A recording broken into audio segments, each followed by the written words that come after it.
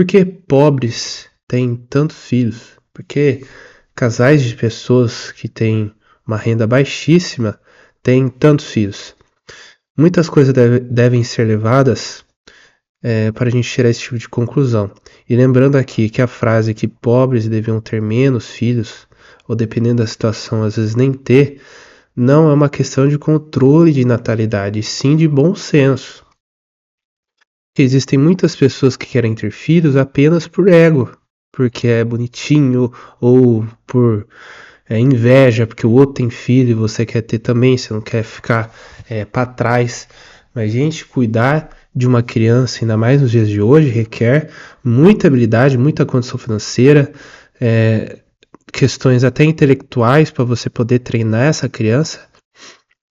E eu vejo que a maioria das pessoas de baixa renda não tem. Então, eu lembro quando eu morava em São Paulo, eu via muito disso aí. Eu via muitas pessoas que chegavam lá sem ter condição nenhuma e com um monte de filho, um monte de filho. E assim, todos, se não, óbvio, se não ia arranjar um emprego, ia morar na rua. Aí a todas aquelas crianças também irem morar na rua. O grande alívio dessas pessoas é que existem ainda, né? Muitas igrejas lá que ajudam essas pessoas que têm baixa renda. E quando eu estava em São Paulo, eu fazia parte de uma igreja. Eu morava no interior de São Paulo, mas esses casos você vai ver bastante, muito mesmo na capital. E quando eu fazia parte daquela igreja, era uma igreja de bairro, eu via muitas pessoas pedindo cesta básica, falando que estava passando necessidade. Muitas vezes a mulher estava grávida, já estava esperando, estava reclamando da situação e tudo mais, mas não parava de ter filho. E aquela preocupação só aumentava, aquela pobreza só aumentava, porque quando você não tem condição de treinar um filho seu para a vida, você está aumentando de forma orgânica a pobreza do país. Você está contribuindo para que seus filhos sejam apenas mais uma peça para esse sistema. Porque o pobre, ele é uma máquina de fazer funcionários, a gente tem que falar isso. Óbvio que não tem problema você ficar um certo período trabalhando, por exemplo, no mercado ou qualquer outros trabalhos que você não requer muita habilidade e não são bem remunerados. Mas isso tem que ser uma fase, sabe? Você que é pai, que é mãe, você deve treinar seus filhos para a realidade. Você tem que falar para eles fazerem um concurso público, que eles devem aprender a cozinhar, vender alguma coisa na rua, que eles devem fazer um Senai, uma faculdade, que eles devem se profissionalizar. E eu não via nenhum incentivo dessas pessoas em fazer isso com os filhos, em incentivar eles a seguirem suas vidas e serem realmente pessoas independentes, tanto de auxílio de pessoas, de instituições como a igreja, como também do governo. Pessoas que fossem autorregentes da sua vida e que contribuíssem também para a sociedade. Eu não via isso aí.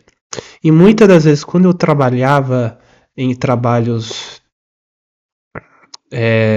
que não exigiam, eu chamo de trabalho de formiguinha, que é aquele trabalho que você tem que fazer. Você faz alguma coisa, passa para o outro. Existe o termo também em inglês que é o blue collar, né? Que são trabalhos mais que você não faz carreira com eles, né? Tipo assim, você vai ser um auxiliar de depósito, um empacotador em um supermercado, são coisas que você não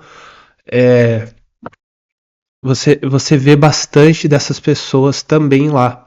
Só que eu entrava nesses trabalhos por um breve período até eu arranjar alguma coisa melhor. Mas eu via muitos casos de pessoas que estavam lá porque não tinham uma educação boa, né?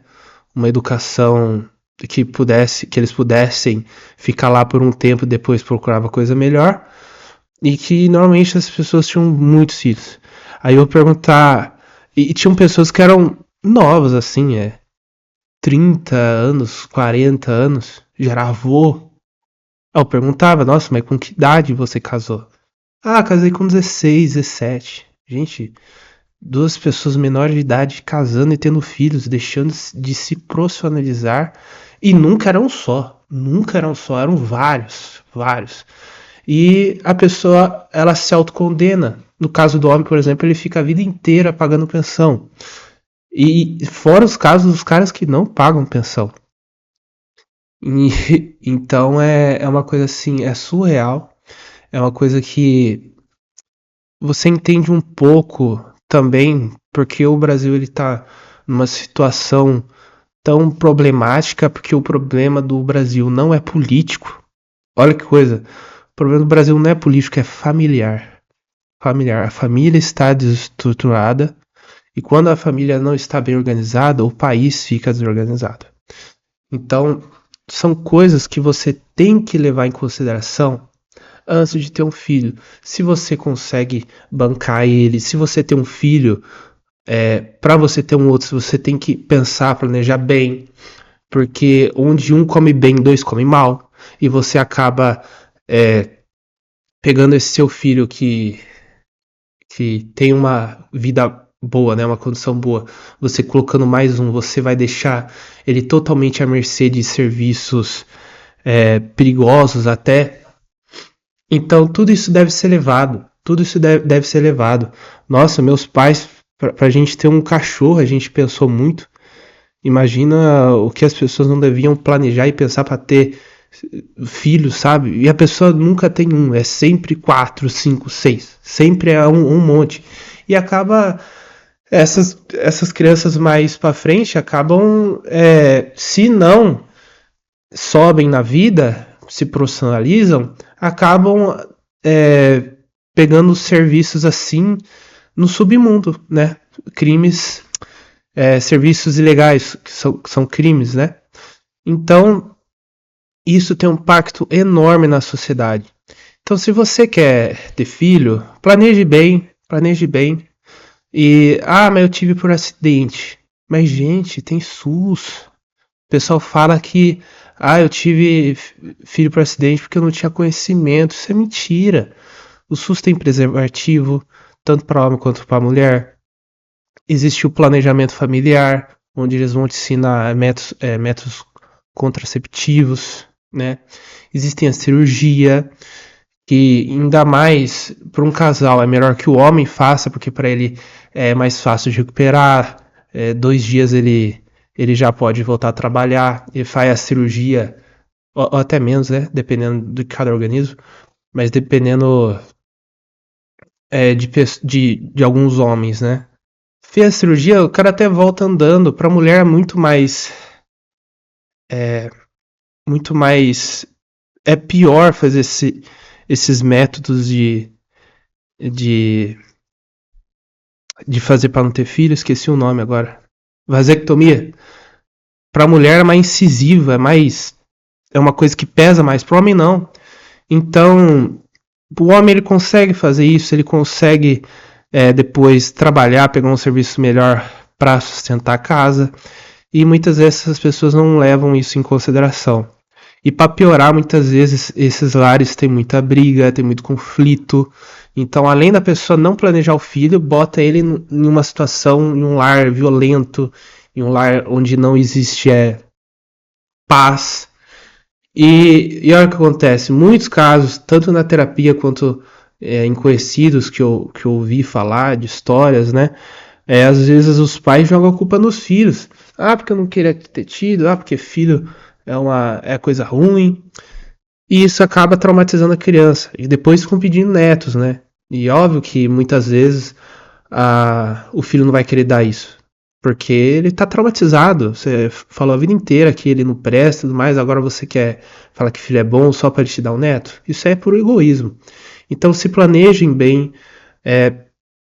Vejam tudo que vocês têm ao seu redor para poder planejar um filho, para poder colocar um ser humano nessa terra, você tem que treinar ele, você tem que profissionalizar, você tem que ter muitas coisas bem estruturadas. Quando eu fazia curso técnico, eu tinha um amigo que ele tinha 16 anos e o pai dele era engenheiro, é engenheiro elétrico. Ele dava aula também nessa escola. E assim, o pai era casado também com a mãe desse meu amigo, ele. Que profissão ela tinha mesmo? Ela é professora de robótica. Os dois treinavam ele e a irmã dele pra vida, então assim, ele com 16 anos, ele sabia muita coisa de eletrônica, ele fazia muito esporte, sabe? A irmã dele também. E assim, é isso que você tem que fazer com o filho, você tem que treinar ele pra vida. Não, começou a andar, tá bom, chega, não quero mais preocupação. Não, gente, você tem que treinar o seu filho pra vida.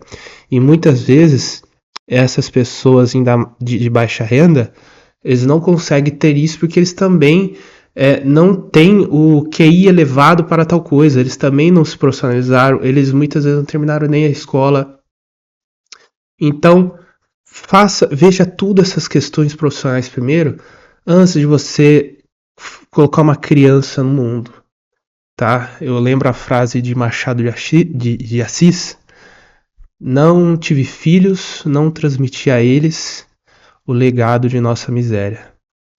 Então, você tem que pensar muito, muito, para poder ter uma criança, porque dependendo do lugar que você está, muitas vezes até para achar uma kitnet, o fato de você ter uma criança vai te prejudicar, né? Porque vários lugares, se eu não me engano, não lembro o nome da lei, mas você não pode expulsar uma pessoa que não está pagando o aluguel porque tem uma criança, e isso vai alguma coisa que você está colocando o menor em risco, né? Então, para se proteger, muitos donos de kitnets falam que pode ser até casal, mas não pode ter criança. Não pode ter cachorro também, porque o cachorro faz barulho e atrapalha a vizinhança, né? Então, você tem que ver isso, você tem que ver se você tem condição de comprar uma casa, se você tem condição de ter um carro, sabe? São coisas que você não precisa ir na terapia para saber, são coisas que partem do bom senso. Partem do bom senso. Então era isso que eu queria deixar para vocês, tá? Se planejem antes de ter qualquer coisa, para qualquer coisa, façam um planejamento, tá? Conversem bastante com o seu cônjuge e no mundo de hoje, mais do que nunca, ao meu ver, as pessoas não podem ser alheias a essas questões da vida, a financeira e familiar. Então era isso que eu queria deixar para vocês. Até a próxima.